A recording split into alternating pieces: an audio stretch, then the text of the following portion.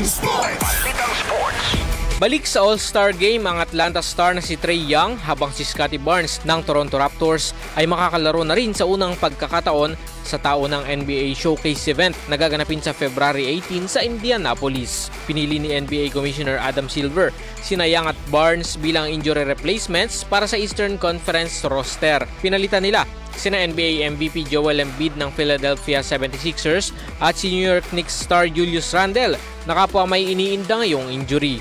Si Embiid ay kagagaling lamang sa operasyon sa kanyang paa at posibleng abutin pa ng mahigit sa isang buwan bago makabalik sa laro. Si Randle naman ay dumanas ng dislocated shoulder. Sa panig ni Young, ito na ang kanyang ikatlong beses na napabilang sa All-Star kung saan sa huling botohan ay pumangalwa siya sa fan voting para sa All-Star starters. Habang si Barnes naman ay dating NBA Rookie of the Year noong taong 2022. Para sa ating RMN Sports, Radyo Manjairos Peña, Florida, Tatak RMN.